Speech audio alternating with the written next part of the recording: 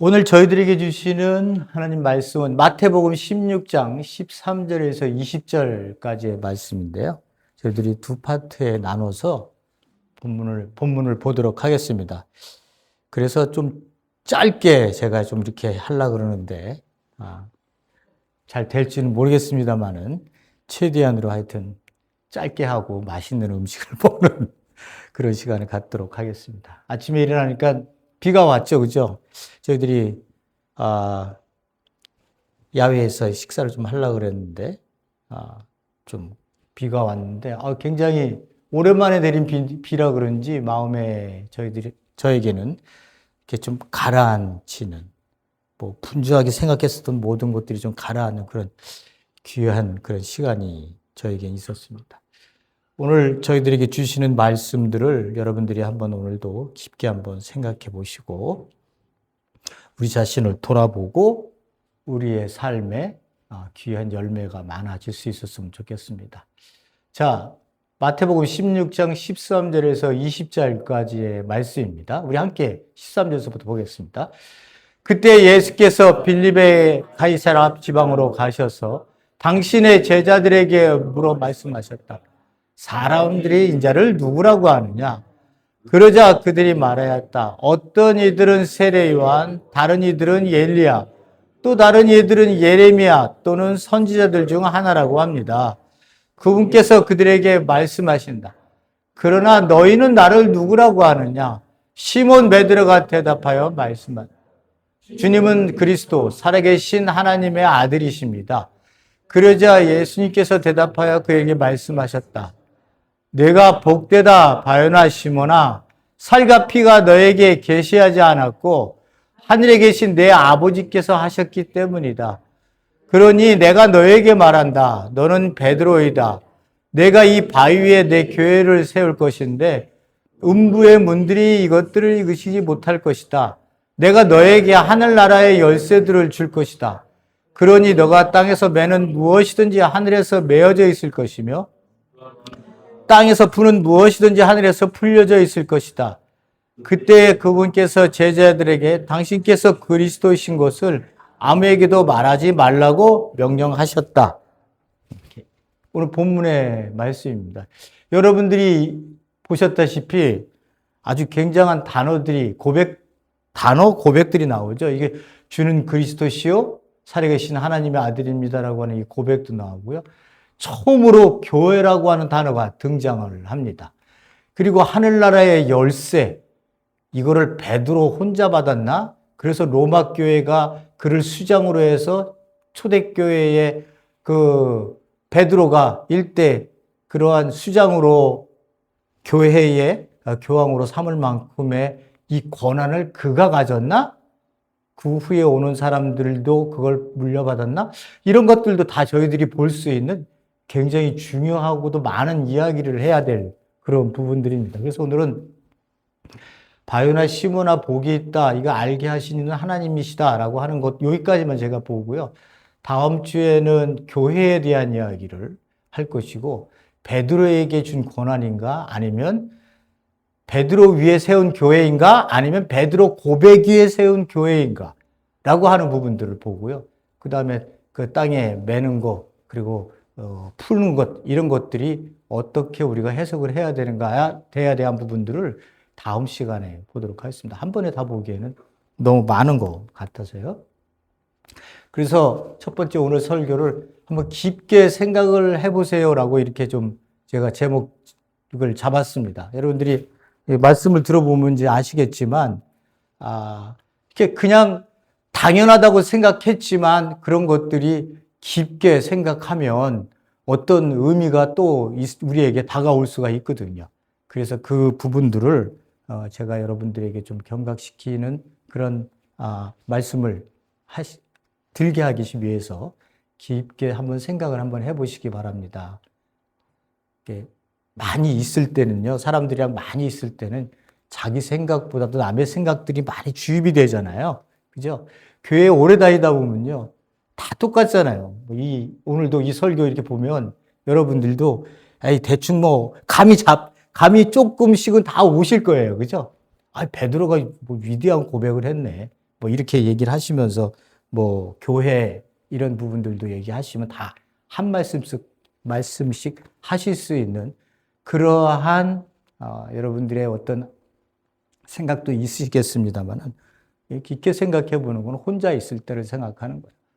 고독을 즐기지 못하는 분, 고독을 두려워하면 안 됩니다. 우리가 많은 사람들이 고독 때문에 무언가를 찾아서 그거를 즐거움으로 나에게 찾는 사람들이 많잖아요.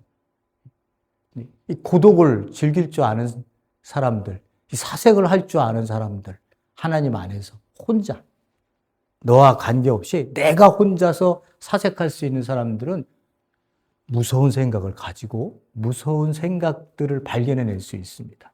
하나님의 말씀으로 깊게 혼자서 사색하는 사람들은 우리가 생각할 수 없는 것들을 하나님 안에서 영적으로 발견할 수 있어요. 그 말씀을 갖고 우리가 깊게 생각할 수 있는 그런 습관을 좀 들일 필요가 있습니다. 제 설교는 맨날 그렇지만 여러분들은 자기 자신에 대한 말씀하신 그 말씀으로 깊은 사고에 들어가야 될 필요가 종종 있습니다. 자, 가이사라 빌립보라고 하는 곳을 이제 저희들이 봐야 됩니다. 지방 이름이요. 여기 가이사라 빌립보 이렇게 써 있죠, 그죠? 여기 위에 헬몬산이 있습니다. 헬몬산 그 해발이 굉장히 높은데 그 밑에 요 밑에 남쪽으로 가이사라 빌립보라고 하는 곳을 예수님이 가셨어요. 아니 왜 여기 갈릴리에 계시다가 왜 여기로 가셨을까? 여기는 저희들이 알다시피 여기 헤롯 안디바, 그죠? 요 왕이 분봉왕이가 이렇게 지배했었던 곳이고, 요 여기는 빌립이 다스리는 지역이에요. 빌립은 왕에 대한 뭐 욕심이나 뭐 그런 것들이 없다 그랬잖아요. 수완도 안 되고. 그래서 무능한, 뭐, 야, 이렇게 지내다가 끝나야지 뭐 이러한 뭐, 생각을 갖고 있었던 그 왕이 요 빌립 왕입니다. 그러니까 분봉 왕인 거죠, 분봉. 예수님께서 여기서 계시다가 여기로 이렇게 빌립보로 올라가셨어요. 빌립보로 가셨는데 왜 가셨는지에 대한 이야기는 제가 이제 거기서 말씀을 드리겠습니다만은 오늘 본문이 왜 중요하냐면 이 가이사라 빌립보에서 여기서 내가 누구냐라고 하는 이 정체성을 확인하시고 그리고 그 확인된 가운데 여기서부터 가버나움에서 여리고에서 예루살렘으로 가서 죽는 그러한 여정을 시작을 하시는 곳이 시작이 이 가이사라 빌립보입니다.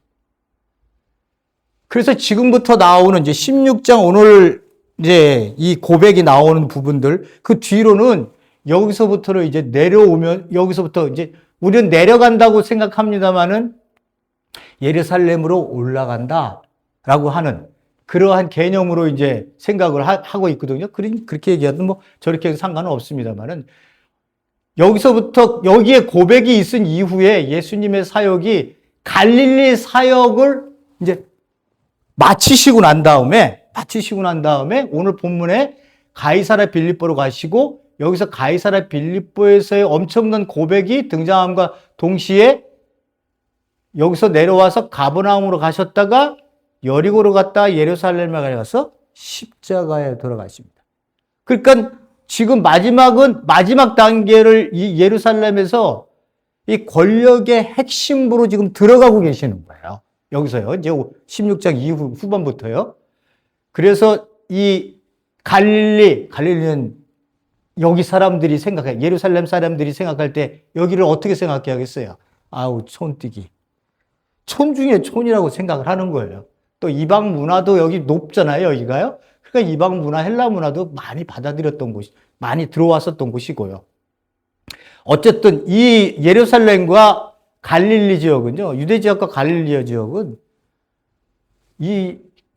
예수님이 이 땅에 오신다고 얘기했을 때 예루살렘 사람들은 갈릴리 사람들 손뜨기들이 온다 이렇게 생각할 만큼 그만큼 여기는 이것과는 비교할 수 없는 곳이 이 갈릴리 지역의 삶의 그 자리들이었어요. 힘들었어요. 어부들이었어요. 그런 사람들이었어요. 이쪽하고는 완전히 다릅니다. 그래서 오늘 중요한 이유가 이제 이렇게 내려와서 권력의 심장부에 들어가 예수님께서 자기 사역을 하고 돌아가시는 그러한 십자가에 돌아가시는 그런 것으로 이렇게 생각을 하고 있습니다. 가이사라 빌립보는요, 이제 제가 말씀을 드리겠습니다만은 가이사라 빌립보에는 여기 보여주는 이 동굴 있잖아요. 이 동굴이 이 절벽 밑에 뒤어져 이 동굴이 판이라고 하는 신이 이곳에서 판이라고 하는 이 신전을 이곳에 이 안에서 동굴 안에서 들여졌었던 것을 그때 당시에 어떤 몇 사람이 아니라 그 지방 전체에 대한 지방 전체가 그 지방 그 전체 사람들이 만연되어져 있었던 신의 헬라 신이 이 판신이라고 하는 거예요. 파네아스라고 이렇게 불렀다가 그래서 앞에 자만 떼서 판 이렇게 불렀습니다. 그 요세푸스도 여기에 대해서 얘기를 하고 있어요. 이곳에 들어가면 엄청난 깊이도 알 수 없는 엄청난 물이 그 안에서 확 쏟아나고 있었대요. 근데 이 판신이 어떤 신이냐 하면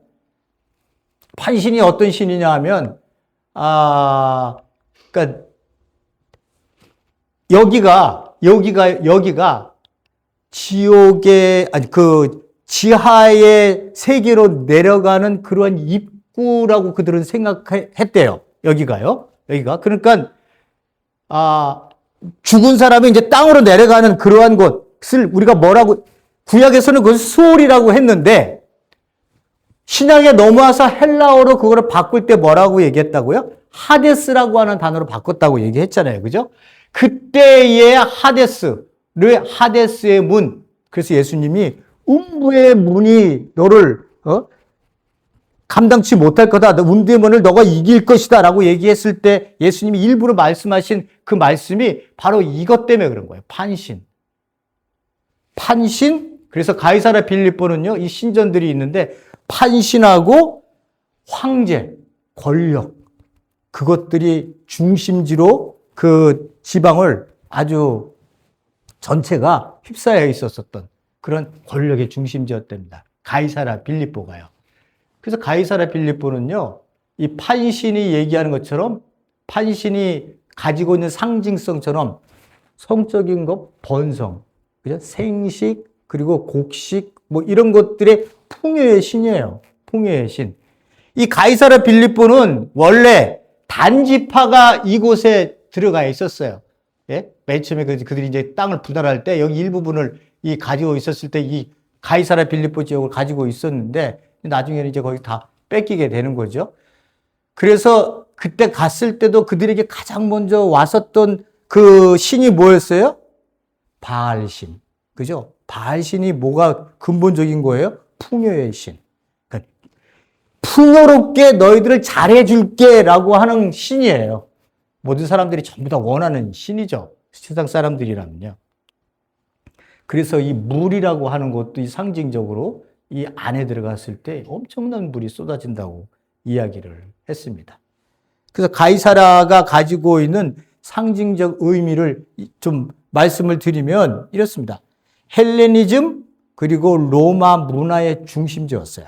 가이사라 빌립보가요. 이방 지역인데 거기에다가 판이라는 신전이 있었고 그 동굴 같은 거예요. 그곳에서 드려지는 것이 만연되어 있었던 것이에요. 거기에다가 이 빌립 분봉왕이 그 왕이 되었을 때 권력 숭배 그 이후에도 권력 숭배, 황제를 숭배해야 한다고 하는 그 상징적인 것을 드러내기 위해서 이름을 바꾼 거예요. 그래서 가이사랴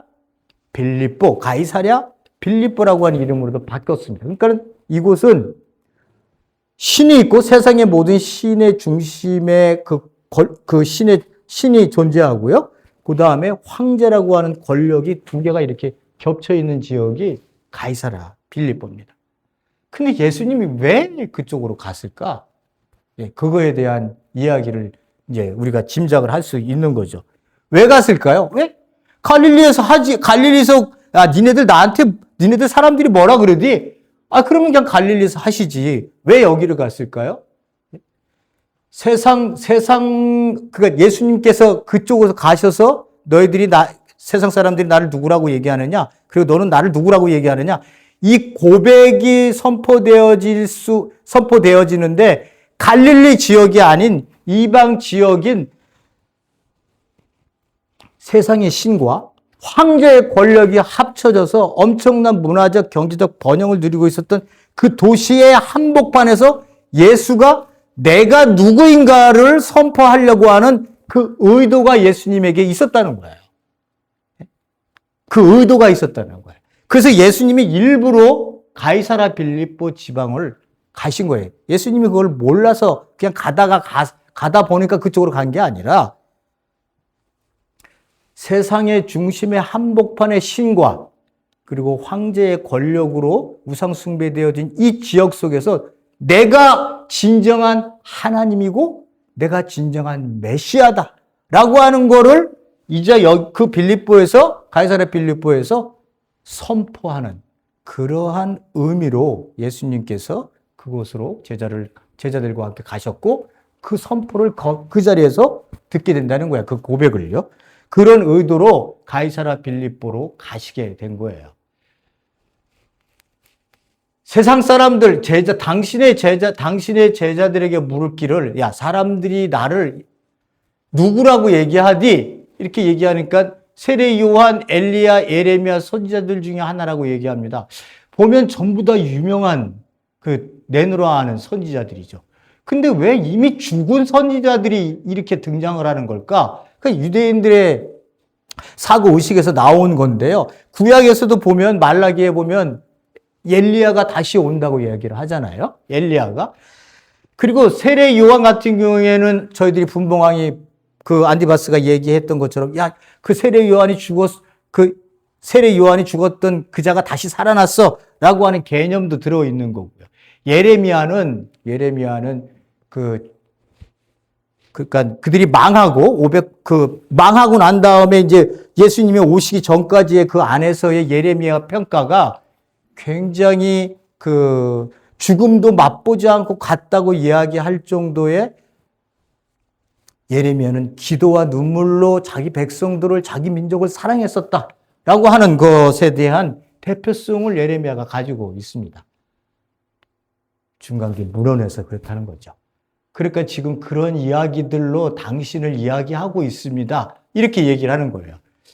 그러자 이제 예수님께서 이제 단도직입적으로 제자들에게 얘기하는 거죠. 그러면 너희는 나를 누구라고 하느냐라고 하는 거예요. 오늘날 우리에게 질문을 던지고 있는 겁니다.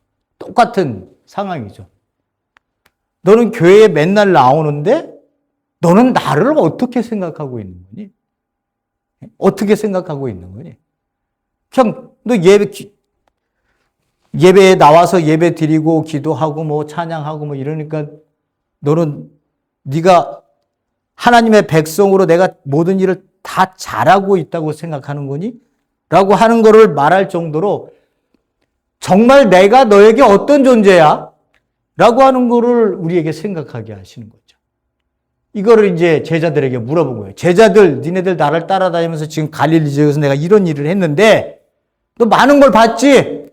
많은 걸 봤지? 기적도 봤지? 자연도 내가 다스리는 거 봤지? 내 가르침도 들었지? 그럼 너희들은 나를 어떻게 생각하는 거야? 내 존재가 대체 어떤 존재라고 생각하니? 이렇게 물어보는 거잖아요. 그죠? 시몬 베드로가 주는 그리스도시요 살아계신 하나님의 아들이십니다. 이렇게 얘기를 합니다. 이 이야기가 왜 엄청난 이야기냐 하면 봐보세요. 예수님이 마지막 안디바에게 이제 가서 헤롯 가야바 앞에 죄송합니다. 대제사장이었던 가야바 앞에 가서 이제 예수님이 그 앞에서 신문을 받을 때 했었던 말이에요. 대제사장이 뭐라고 물어보느냐? 그대가 하나님의 아들 그리스도요? 이렇게 물어봤어요. 그러니까 당신이 말하였어. 그렇다는 거죠. 그죠? 그랬더니 대제사장이 어떻게 해요? 자기 옷을 찢고 큰 소리로 말해야 했다. 그가 하나님을 모독하였다. 그러니 더 이상 무슨 증거가 필요하냐? 방금 당신도 들었던 것처럼 하나님을 모독하는 말을 우리가 모두가 들었다고 이야기를, 하나님 모독죄로 이 예수를 이제 죽이려고 하는, 사형에 받아야 된다라고 하는 것으로 몰아가고 있습니다. 그러니까 하나님의 아들 그리스도요라고 하는 의미가 당시 사람들에게, 종교 지도자들에게 이게 어떤 의미냐라고 하는 것을 우리가 알고 있어야 되는 거예요. 여러분들이 교회 와서 예배를 드렸잖아요. 하나님 이제 예수님을 믿었잖아요. 예수님을 믿었을 때 여러분들이 주는 그리스도시요 살아계신 하나님의 아들입니다, 이렇게 고백했어요? 예? 맨 처음에 그렇게 고백이 나오던가요? 그렇게 안 나오죠, 그죠? 안 나올 수밖에 없죠. 그 이유를 제가 이제 말씀을 드리려고 하는 거예요. 왜 이 고백이 엄청난 고백인가? 자, 여기서 그리스도라고 하는 의미는요, 여러분들도 잘 아시다시피 메시아를 가리키는 단어예요. 히브리어로요. 구약에서는 메시아 그랬을 때 그 뜻은 기름 부음을 받은 자라고 하는 거예요. 기름 부음을 받은 자. 그럼 제사장도 그때 당시에 왕도 그리고 선지자도 기름 부음을 받은 자로 부분적으로 이야기를 했습니다. 그러니까 그들도 우리가 얘기를 하면 자기 분야에서는 메시아인 거예요. 자기 분야에서는. 왕이든, 그게 선지자든, 제사장이든요. 고레스 왕도 그 이사야 45장 1절에 보면 여호와께서 그의 이제 고레스를 이야기를 할 때 뭐라고 하죠? 내가 기름을 부은 자 고레스에게 라고 이렇게 말씀을 써놓으셨어요. 이사야 45장 1절에요. 그 의미는 뭐냐 하면 그가 메시아에 대한 그 기름을 부었다는 건 메시아라고 합니다. 고레스가 이스라엘 백성들을 해방시켜서 그들의 고국으로 돌아가게 하잖아요. 그죠? 그 일을 하는 고레스를 보고 하나님께서, 여호와께서 뭐라고 말씀하시냐? 기름을 부었다. 이렇게 얘기를 하고 있는 거예요. 그 구약에서의 나타났었던 이 메시아가 부분적으로 왕 쪽으로도, 제사장 쪽으로도, 그리고 선지자 쪽, 그리고 고레스 사람 같은 왕에게도 하나님이 그렇게 메시아라고 얘기했었는데, 그 이야기들이 구약을 통해 마지막 선지자에까지 오는 그 단계까지 이제 그 의미가요, 점점 달라져요. 이게 이스라엘 백성들이 이제는 기다리는 메시아, 자기들에게 다가올 이 메시아는, 기름 부은 자는 이제 왕적이든 그런 부분적으로 일하는 그러한 자가 아니라 자기네 나라를 해방하고 새로운 하나님의 나라를 세우는 그러한 통치를 할 수 있는 왕적 권위를 갖고 신적 권위를 가진 자가 올 거라고 하는 것에 초점이 맞춰져서 쫙 들어옵니다. 그러니까 과거에 그런 기름 부었던 자들에 대한 부분들이 아니라 이것을 모두 통합한 왕적이고 선지자적이고 제사장적 민족을 해방시키는 자라고 하는 관점으로 모든 것을 통합해 가지고 들어오는 자를, 메시아를 그들이 기다렸던 거예요. 그 왕을요. 그래서 베드로가요, 지금 주는 그리스도시요 이렇게 얘기했을 때는, 예수님, 당신은 바로 하나님이 약속하신 우리가 기다리던 그 메시아입니다 라고 고백을 하는 거예요. 그럼 이스라엘 백성들은 이 얘기를 딱 들으면 알지요. 우리 이방인들은요, 이 뜻을 몰라요. 왜? 개념 자체가 없으니까요. 예? 몰라요. 그러니까 지금 베드로가 뭐라고 얘기하느냐, 우리가 말라기 이후로 끊어졌었던 하나님의 말씀, 그리고 그 하나님께서 약속하셨던 그 말씀 중에 그 우리에게 다가오게 될 그 메시아를 우리가 지금 기다리고 있는데, 온 백성들이요, 온 이스라엘 백성들이 목놓아 기다리고 있는데 500년이 지나도록 나타나지 않았던 거 아니에요. 그죠? 그러다가 예수 그리스도가 등장해서 자신이 하나님 나라를 선포하면서 하나님께서 나를 이 땅에 보내신 이유와 그 메시아적인 사역과 이런 것들을 그들에게 보여주고 난 이후에 가이사라 빌립보라고 하는 지역에서 지금 너는 나를 누구라고 얘기했더니 뭐라고 얘기했느냐? 우리가 500년 동안 기다려왔었던 하나님이 약속했었던 메시아가 바로 당신입니다 라고 얘기를 하는 거예요. 그러니 이게 얼마나 엄청난 일이에요. 그 얘기를 들었었던 그 대제사장은 어떻게 했다고요? 갈릴리에 무슨 선한 것이 날 수 있다고 이런 촌뜨기 같은 놈이 그러면서 막 옷을 찌르면서 하나님을 모독을 해도 어떻게 이렇게 모독을 할 수가 있어? 너는 죽어도 마땅한 놈이야! 라고 얘기할 정도의 화를 냈던 그 대제사장이 말이 들었던 게 이 그리스도. 그러면 자기네들이 기다렸던 그리스도라면 베드로는 그리스도라고 얘기하면 그럼 자기들도 그리스도라고 얘기했어요. 대제사장도 그렇게 종교 지도자들 생각을 해야 되는데 종교에서 절대 그렇게 생각 안 하잖아요. 그죠? 왜? 이렇게 힘없는 그리스도가 세상에 어디 있어? 하나님이 약속한 그 그리스도는 다윗 계손, 다윗 자손의 왕으로 오는 그러한 상징적인 의미의 왕권을 갖고 오는 자가 오기 때문에 민족적으로 생각하기 때문에 오면 세상을 뒤집어 엎고 악인이 없어지고 새로운 세상이 된다고 생각하는데 네가 한 일이 뭐야 대체? 가야바는 그 대제사장은 그렇게 생각을 하는 거예요. 아무것도 없잖아. 로마가 뭐 물러났어? 그것도 아니잖아요. 그것처럼 이 그리스도라고 하는 단어는 엄청난 의미의 그들에게 단어였습니다. 우리가 그동안 그렇게 기다렸던 메시아가 바로 당신입니다. 그리고 여기 살아계신 하나님의 아들이십니다. 이렇게 얘기했을 때요. 살아계신 하나님의 아들입니다. 그럴 때 얘하고 얘가 따로 떨어져 있는 게 동격이에요. 그러니까 베드로는 어떻게 고백을 하고 있느냐? 당신은 우리가 기다리던 그리스도이십니다. 와 뭐예요? 그 그리스도는 하나님의 아들입니다. 라고 하는 의미예요. 구약에서의 하나님의 아들은요. 왕 아니면 한 이스라엘 백성, 의로운 자 뭐 이럴 때 썼었던 단어예요. 요 하나님의 아들이요. 구약에서요. 근데 이것도 똑같이 이 예수님 당시로 이렇게 들어오면서 메시아가 하나님의 아들이라고 하는 것은요.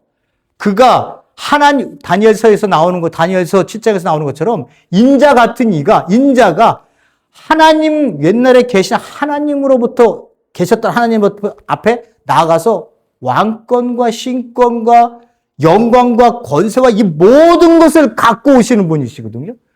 그러니까 이분은 그냥 구약에서 얘기했었던 그러한 단편적으로 얘기했던 왕, 대리 통치자, 하나님 통치자, 대리 통치자 아니에요? 그런 의미를 훨씬 뛰어넘는 하나님의 아들, 신적 존재의 권위로 지금 베드로가 고백을 하고 있는 거예요. 그러니까는 이 그리스도는 누구예요? 신적인 존재인 하나님의 아들이라는 거예요. 이게 따로 떨어져 있는 게 아니라 이게 동격으로 나와 있어요.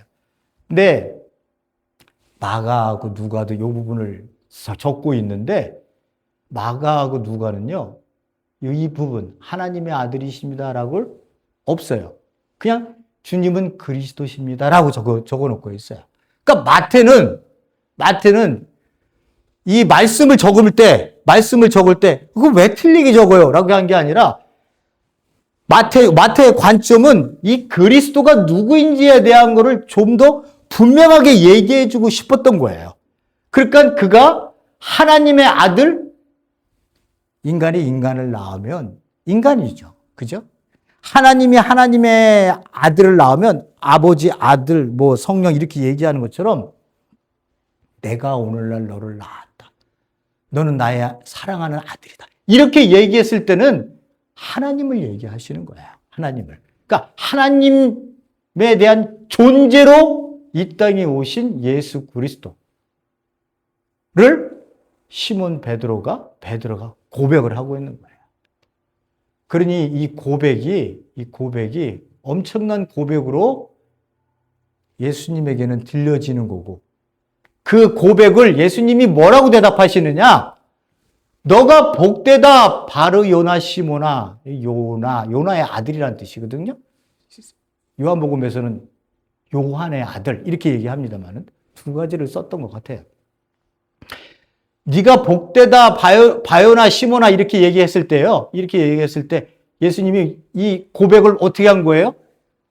그렇다라고 긍정적으로 분명하게 말씀을 선언하시는 거예요. 여기가 어떤 거냐, 산상수훈에 나오는 말씀. 심령이 가난한 자는 복이 있나니 천국이 저희 것이며 얘기했을 때 똑같은 패턴입니다. 복되다 심령이 가난한 자들이요.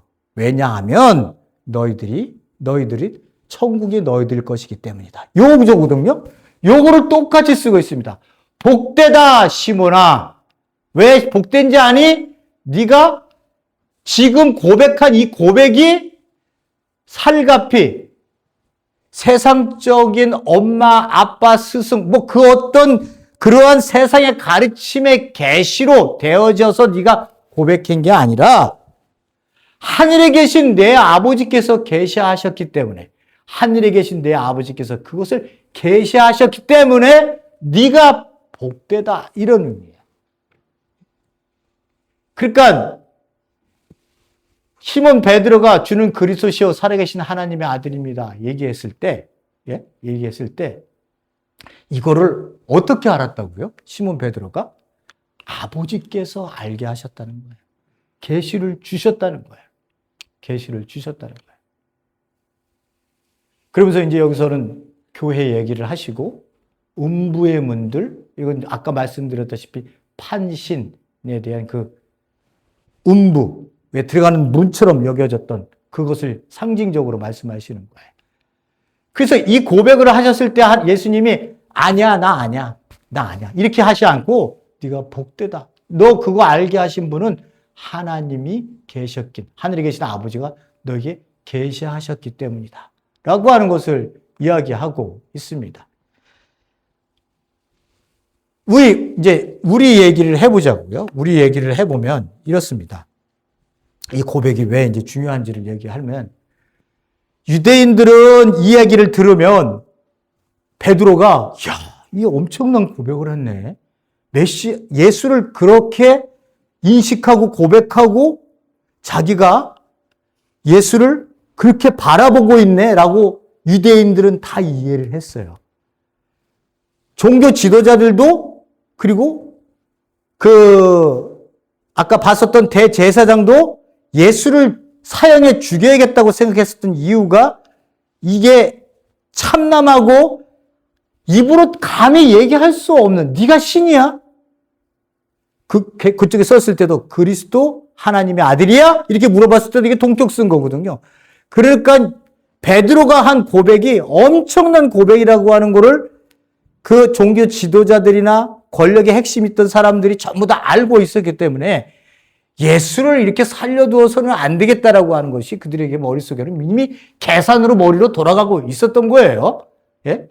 거기에 베드로는 이제 그 가이사라 빌립보라고 하는 판신과 그리고 황제 권력의 중심지인 그 세상 속에서 내가 이제 예수인 내가 그리스도시며 하나님께서 보내신 참된 하나님의 아들이다. 이제 나를 믿어야지 죽어서 있는 그러한 판신, 황제, 숭배 이런 것들은 다 걷어치우고 살아있는 나를 믿어야 한다. 그래야만이 살 수 있다라고 하는 것을 가이사라 빌립보에서 그가 선언을 하신 거고요. 예수님께서요. 그거를 제자의 입을 통해서 말씀하게 하신 거고, 거기를 기점으로 해서 이제 예루살렘으로 온다 하셨잖아요. 근데 고백이 주는 그리스도시여 살아계신 하나님의 아들입니다라고 얘기했을 때 우리는 그 고백이 무슨 의미인지를 잘 몰라요. 예? 유대인들은 잘 알았겠지만 우리에게 와닿던 고백은 뭐냐면 십자가가 맨 먼저 우리에게 왔어요. 교회 왔을 때. 십자가. 예수님이 너를 위해서 십자가에 돌아가셨어. 그래서 네 죄가 없어졌기 때문에 너는 이제는 그가 대신 돌아가심을 통해 네 죄를 대신했기 때문에 너가 이제 구원을 얻은 거야. 여기에 관점으로 우리가 들어갑니다. 맨 처음에 왔을 때요. 맨 처음부터 또 오자마자 주는 그리스도시요 살아계신 하나님의 아들입니다. 이렇게 고백 못 한다고요. 우리 이방인들은 그렇게 다가가게 돼 있어요. 맨 처음에. 그래서 사도 바울이 이방 세계에 나가서 전도를 할 때 뭘 얘기하냐면 우리는 십자가에 못 박힌 그리스도를 전한다고 얘기를 하는 거예요. 그러니까 십자가에 못 박힌 그리스도, 아니 십자가에 못 박혔는데 그게 뭐 어땠다고 이렇게 얘기하면 우리가 그렇게 질문할 수 있잖아요. 제가 말씀을 계속 드립니다만 십자가에 뭐 돌아가셨어? 정치범으로 이렇게 돌아가셨다며? 예? 근데 그게 왜 나랑 무슨 상관이 있어? 여기가 이게 중요한 포인트가 되는 거예요. 나와 무슨 상관이 있어? 이 십자가에 못 박힌 예수가 그리스도로 이 땅에 오셔서 내 대신 하나님이심에도 불구하고 내 대신 죽었다는 거예요. 예? 그걸 이방인들에게 얘기해서 그들로 하여금 이 단어로 십자가와 그리고 부활했다. 죽은 가운데서 살리셨다. 그걸 마음으로 믿으면 구원을 얻는다라고 하는 십자가와 부활을 사도 바울은 그래서 하나님의 나라보다도 이 부분을 강조를 하는 거예요. 이 부분을. 왜? 우리의 개념 속에 주는 그리스도시요 살아계신 하나님의 아들입니다라고 생각하면 얘기를 해주면 그들은 그 개념이 없기 때문에 그런 거예요. 그렇기 때문에 사도 바울은 이방인들을 만나서 그들에게 예수 그리스도를 전할 때 십자가와 부활을 얘기했던 거예요. 부활을. 그래서 우리도 맨 처음에 왔을 때 목사님들이 말씀하시면 그런 얘기도 하시는 거예요. 십자가를 얘기를 하셨던 거 아니에요. 그래서 십자가와 부활을 통해서 내가 구원을 받게 돼서 구원을 받은 게 예수 그리스도가 나 때문에 죽었기 때문이구나. 그가 그래서 살아서 우리를 또 살게 하셔서 내가 새로운 생명을 살게 하시는구나.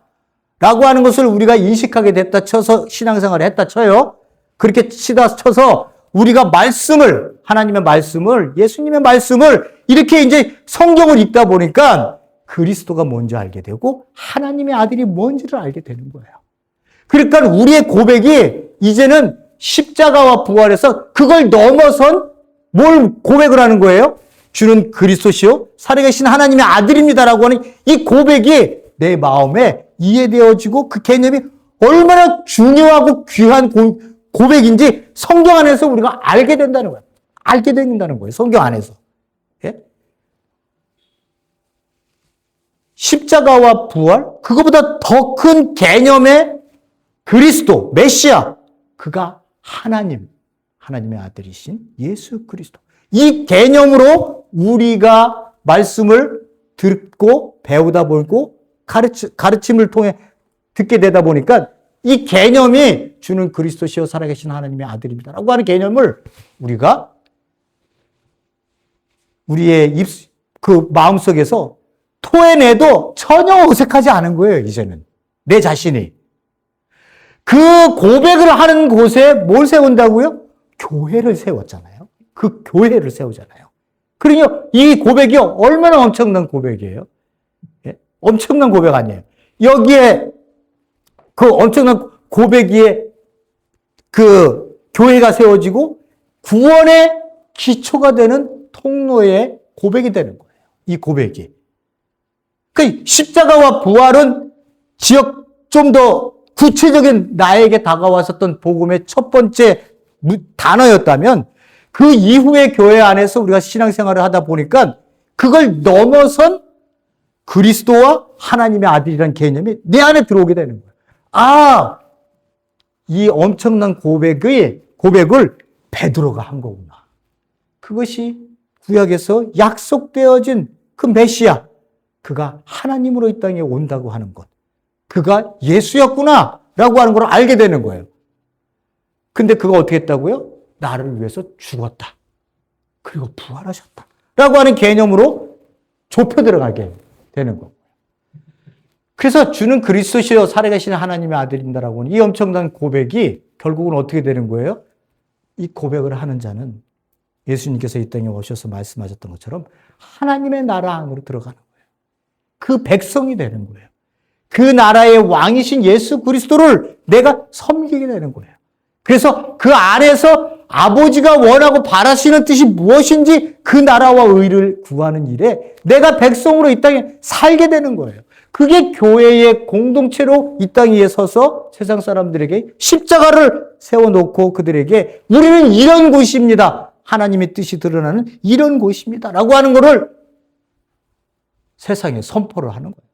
가이사라 빌립보에서 예수님이 내가 이 죽은 신들, 인간 황제들을 섬기는 너희들 가운데 이런 것들이 전부 거짓된 것들이고 진짜 왕은 나야 라고 하는 선포를 한 이후에 그가 예루살렘으로 다이렉트로 거치면서 내려오는 그러한 고백의 그 순례를 십자가의 길을 걸어가는 것처럼 우리 교회가 이 땅에 세워져 있는 이유가 주는 그리스도시요 살아계신 하나님의 아들입니다라고 하는 이 고백이 있기 때문에 이 교회가 세워져 있는 거예요. 우리가 지금 어디에 있어요? 하늘나라에 있어요? 아니죠. 어디에 있어요? 이 세상에 있어요. 그죠? 이 세상에서 뭘 얘기하는 거예요? 주는 그리스도시요 살아계신 하나님의 아들입니다라고 하는 거를 우리가 지금 이 세상 사람들에게 그들이 권력을 잡고 있던 뭐 돈으로 성공할 그 돈을 물질을 많이 가지고 있던 출세를 위해서 살던 어떤 이 세상의 그 어떤 것들로 가득 차서 자기네 나름대로 세상에 같이 하나님 없이 사는 이 한복판에서 교회가 뭐라고 선포를 하고 있다고요? 주는 그리스도시요 살아계신 하나님의 아들입니다라고 하는 것을 고백을 우리가 하고 있는 중요한 그런 자리에 이 세상에 지금 교회가 있다라고 하는 것을 예수님이 말씀하시려고 하는 거예요. 여러분들이 오늘날에도 저희들에게 끝까지 교회를 향해서 물어보는 거 아니에요? 그죠? 교회를 향해서 물어보는 거야. 교회 공동체를 향해서. 너희는 나를 누구라고 하느냐? 너희들은 나를 어떻게 생각해? 내가 그냥 믿는다고 얘기하면 우리가 신앙생활하는 사람들이 좀 이 세상 살 동안 좀 잘 됐으면 좋겠어요. 병도 덜 걸리게 하시고 돈도 적당히 좀 벌게 해주시고 아들, 딸 잘 되게 해주시고 그리고 죽을 때도 좀 병 안 걸리고 편안하게 죽고 싶어요. 이런 존재로 나를 섬기고 있어? 내 존재를, 예수의 존재를 네가 그렇게 생각하고 있니? 세상의 기복신앙처럼 그렇게 하나님을 믿는 교회가 그렇게 기복신앙에 빠져서 그렇게 살기를 원해. 하나님께 그걸 기도하라고 우리로 하여금 주는 그리스도시여 살아계신 하나님의 아들입니다라고 하는 고백을 하게 했겠느냐. 그 차원이 다른 얘기를 하고 있는 거예요. 차원이 다른 얘기. 교회는 다른 얘기를 해야 돼요. 다른 이야기. 예?